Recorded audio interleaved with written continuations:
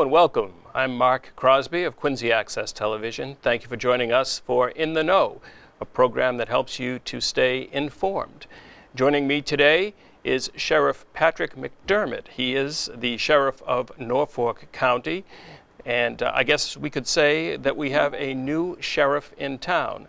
So, Patrick, thank you for joining us today. Excited to talk about, first of all, to congratulate you in the election for getting that seat as sheriff, and really looking forward to a series of programming focusing on the Norfolk County Sheriff's Office.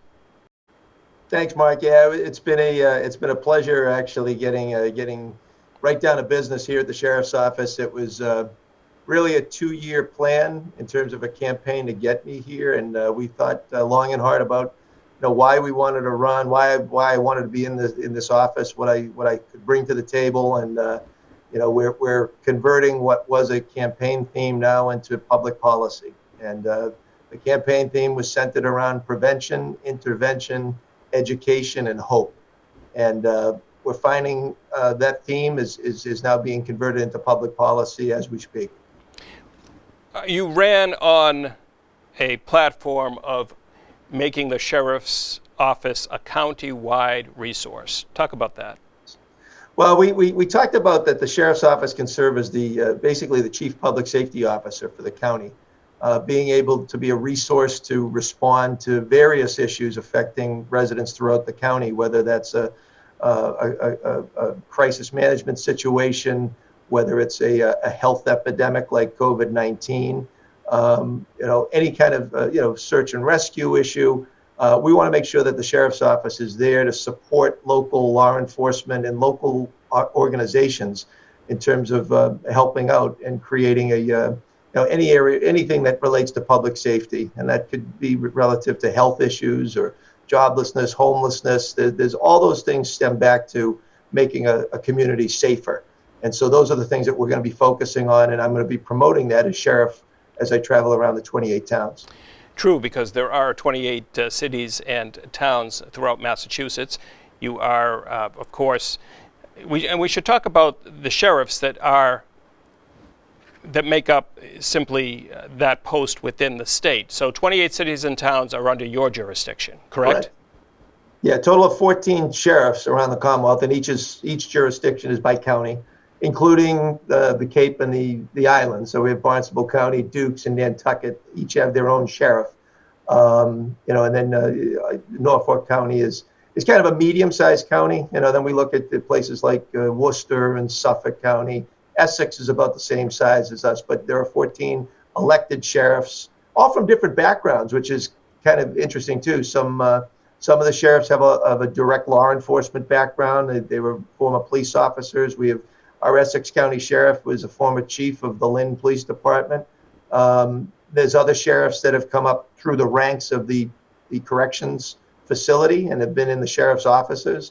And there's 4 of us that are lawyers, and a couple of people have served in the legislature. So we come up with the 14 sheriffs, which is great, make up the Mass Sheriff's Association, and we together collaborate on ideas and initiatives so that we provide those kind of services, not just within our own jurisdictions, but throughout the Commonwealth of Massachusetts. Talk about the role of the sheriff. It's not the sheriff from the Dukes of Hazzard.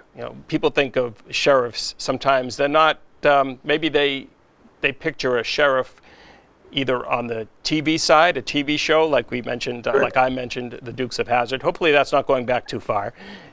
I'm right there with you. Yeah. or the movies. So sure. The sheriff has a kind of a different role here, doesn't it? Yeah, the sheriffs in Massachusetts, our primary role by statute is the care and custody of inmates that are sentenced to serve up to 2.5 years in the House of Correction. And I think that the role of the sheriff has evolved well beyond that over the course of time. And I give credit to my predecessors who focused early on expanding the role of the sheriff and seeing the value that could be provided as a resource. There are some law enforcement functions for the sheriff's office. I mean, we do deputize some of our corrections officers. They become deputy sheriffs.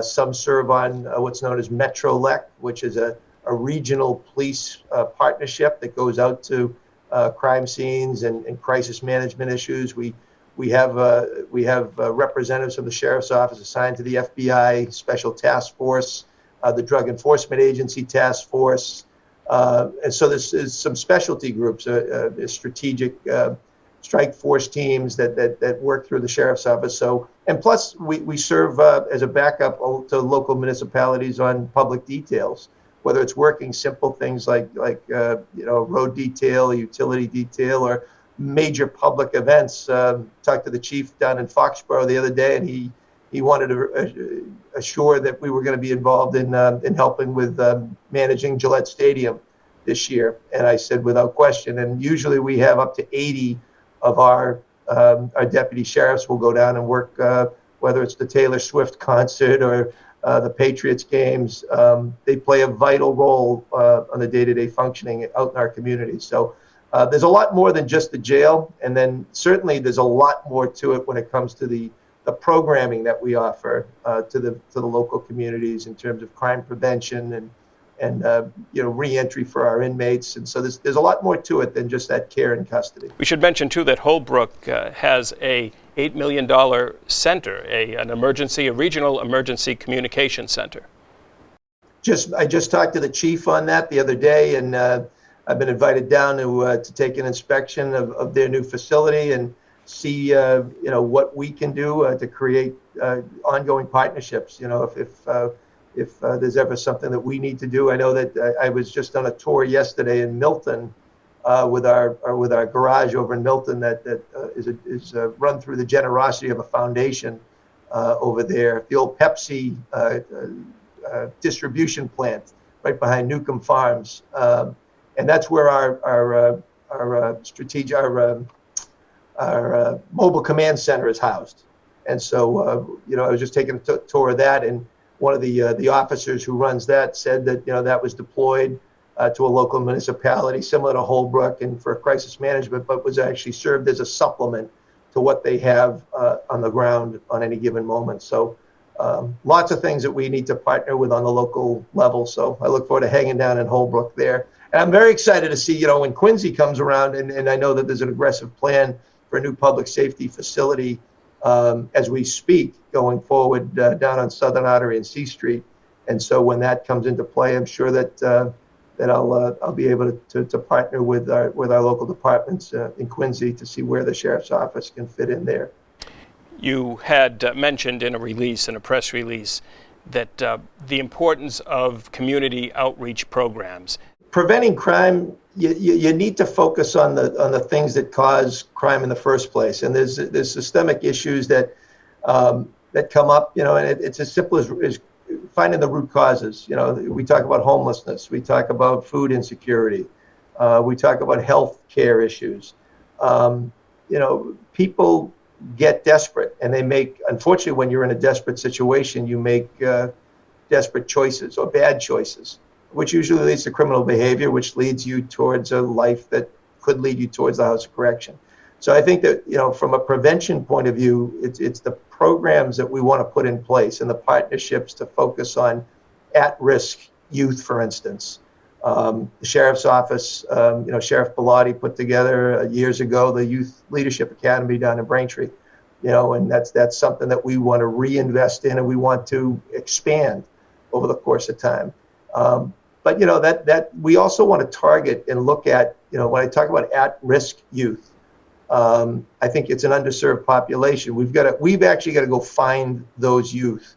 They're not going to know about the youth leadership camp in the sheriff's office. I think we have to go work with, whether it's local school resource officers that work in the schools that know about where these at-risk youth are.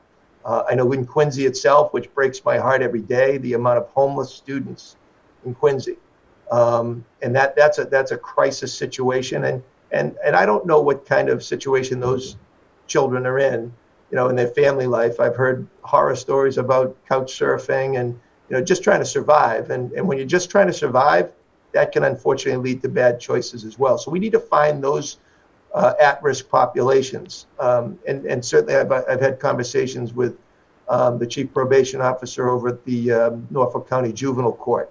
That's clearly a place that we can go and find where those kids who are already experiencing problems in the criminal justice system, where we can get them and put them into a better path so that they don't go into adulthood facing criminal issues. And as we know, I have an 18-year-old daughter who's a sweetheart, but to know that an 18-year-old is an adult and fully liable for their actions and will fully face criminal justice issues. And we have some young people here at the jail.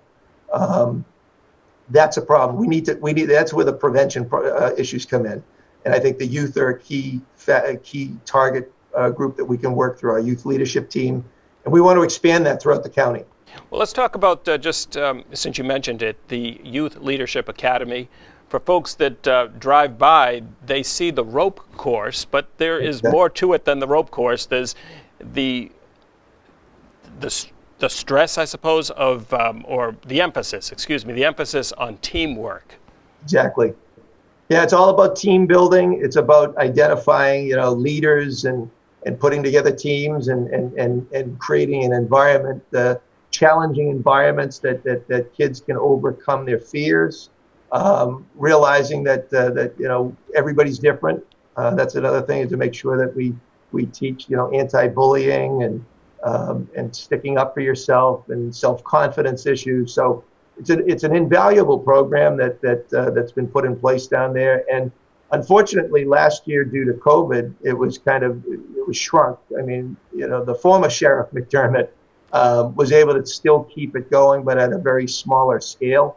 And we're going to launch it again in another month or so in terms of our registration for the summer. But we're cautiously optimistic that we can have a very vibrant camp. It probably won't be to the same levels that it had been pre-COVID, but we want to make sure that as many kids have the opportunity to be in that academy as we can.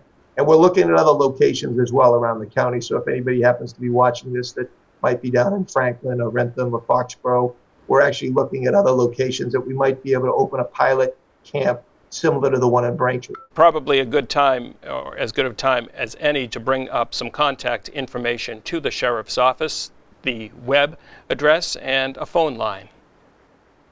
Yeah, the best thing to do is the web address is norfolksheriff.com, which is great. And that's the best way to do it. You'll get most of the information there. And I think our phone number is 781-329-3700, I think. So I'll find that. I think it's actually on screen for us. So 329-3705. 05, there we go. I missed the one digit. I haven't called my own office yet. So right. I'm gonna have to check make sure that all the voicemails are set up accordingly and all the prompts are going to the right place. But we're redesigning the website to be a little bit more user friendly.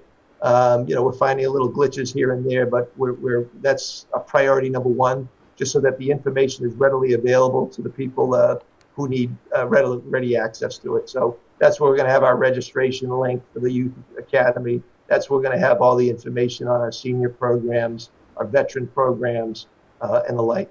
And we will talk about senior and veteran programs in just a moment. I do want to talk just briefly about the House of Correction and the sense of hope that you would like to put forward, because your idea, and Jerry's idea too, your predecessor, was to get folks back into society as functioning members of society. Yep. And we have a very diverse population at the House of Correction. So we house multiple types of prisoners. One being the sentenced inmates, as we say. Those are folks that have been sentenced in the district courts to serve up to 2.5 years in the House of Correction. That's a population of approximately 70 of those inmates are here. Our largest population are actually pretrial detainees who are waiting trial. These are for usually higher offenses that are usually out of the Superior Court possibly, or waiting trial in the district courts as well. And then we also have inmates from the federal marshals, the U.S. Marshal Service, that are waiting cases in the federal district court. And then we also have our pre-release program. But at the end of the day, we want to put forth robust programming in the facility that identifies, and every inmate is going to have individual needs. There's certainly, as I've looked through a lot of our inmate profiles, we have a major issue with addiction, major issues with alcoholism. And those are the programs that have been unfortunately suspended due to COVID that I think are in desperate need to bring back. So we're in the process of reviewing some programs to bring back. And, you know, anybody that has been addicted to drugs or alcohol, recovering folks who I've talked to, they said that those meetings and those educational opportunities are vital for people to be successful, because while they're sober, while they're here, the average inmate is, in terms of our sentenced inmates, are only here for about 45 days. And once they're released, if they're released without any programs that they've experienced here or with no plan for reentry, the likelihood of recidivism, and that means going back to where they were before they were incarcerated and going back to the same life that they had before, is higher. So we need to start the reentry program on day one. So we need to identify what an individual inmate's needs are, and sometimes that's the alcohol or drug addiction problems that they have, so we have to address that. Sometimes it's a lack of education. We have a very, very talented teaching corps here that helps folks on at least the GED, and then all these some specialty courses that they can take. We want to develop some skills training while they are here. You know, whether it's culinary arts, you know, and being somebody that's from the restaurant industry back in the day, and having a father-in-law that operates a restaurant down in Weymouth, the restaurant industry is always looking for talented help. And I think that we have an opportunity here. I've had a nice tour of our kitchen and what we do here. There's plenty of opportunity there to teach inmates a skill on how to be a line cook, or how to be a chef, or how to be a prep cook. So we can start that off at some point in the near future. But we need, we have a full service garage here, and we should easily have as simple as at least showing an inmate how to change oil in a car, so that maybe they can go back out with, if I can develop a partnership with a Jiffy Lube or a local mechanic, that they have hope. They have an opportunity that says, hey, I have a job, I have a skill set that I can utilize on the backside when I leave this facility. But it all comes down to skills, education, and addiction treatment. And if we do that successfully, even the short amount of time that those sentenced inmates are here, and we definitely don't want to ignore the pretrial inmates, because they deal with the same situation. They may be facing tougher sentencing down the road, but if we can give them a foundation here before they move on to their next step, then I think we will have pulled off a success. But that reentry is important. We need to get housing, jobs, skills, education, and access to health care starting on day one when people come to our facility. Was there a garden last year at the sheriff's office? There is a small garden outside of in the rear of our one of our facilities outside of the House of Correction that was built. It actually is a great start. It's small, but it certainly would be a good starting point. We have a lot of land up here, and we've started to toy around with the idea of expanding gardening and horticultural opportunities, if there's some interest in that. But we have a lot of land that's underutilized up here, and we're evaluating all that. But yeah, we have a little greenhouse that was built, and we'll utilize that again this year. Very nice. Let's talk about the senior programs, something that comes under the umbrella of Triad. So talk about that, the Are You OK, which is a popular program that is part of the Triad program. And there's also some news on that specific program. The Are You OK program is probably one of the more successful programs that's run by the Sheriff's Office, and this was adopted by Sheriff Bellotti like 20 years ago.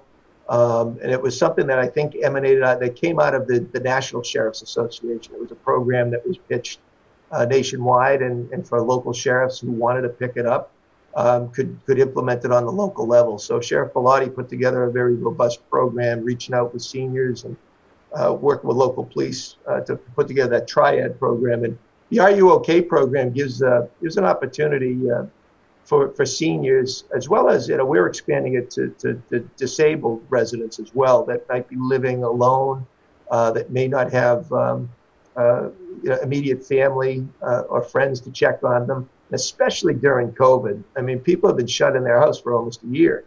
And the Are You OK program is designed as a safety net for folks to get a daily phone call from the sheriff's office. And those phone calls are usually administered anywhere between 6 a.m. and 10 a.m. in the morning at the choice of the participant. And it gives the opportunity to check in, to say that, they press a button that says they've answered the call and everything's okay. For those times where we catch it is we get a report that says when people don't answer the call, and that we have a full-time officer on staff who actually monitors that, and then she immediately kicks in to call the individual herself to try to reconnect. And oftentimes it's a mistake. They miss the phone call. They get complacent and they forgot to call back. But we make sure that we're the catch-all provision. And when Officer Banbury calls them, if there's, once again, no answer, she jumps into action. And we have a partnership with Fallon Ambulance. We certainly have contact lists for the individual's relatives. And we have multiple protocols that get put in place so that if a senior or disabled person has fallen or perhaps is unconscious, we can jump into action very quickly on those daily basis. And it's been a great successful program over the course of many years. And most recently, as was indicated in the local press release we sent out, we saved 2 lives. And, that just in and of itself makes this job worth it for me, makes it so much rewarding for our staff to know that there are 2 families right now that didn't have to experience a tragedy. And an individual in Quincy and an individual in Braintree were both saved because of the efforts of the sheriff's office. And so that program, it's something I want to make sure we start. It's probably it's going to be the first one based upon our experience that I'm going to be pushing a lot more of. I'm disappointed that we don't have as many participants as I would like. We have capacity for a whole lot more. So we're going to put together a very robust marketing program. Because the senior centers are closed, that's where usually we get most of our business. There's a flyer there, then we're usually on the Council on Aging websites and things of that nature, but we really got to be a little bit more proactive in marketing, identifying where our senior populations are in various towns and aggressively marketing to those people. It's free of charge to sign up, and you can do it on a permanent basis or even a short term, especially if somebody's coming home from a hospital or rehabilitation, and now is finally coming back into their home setting. It gives them the freedom of not having to go into an assisted living facility, knowing somebody's going to be checking in. And it gives peace of mind to the family.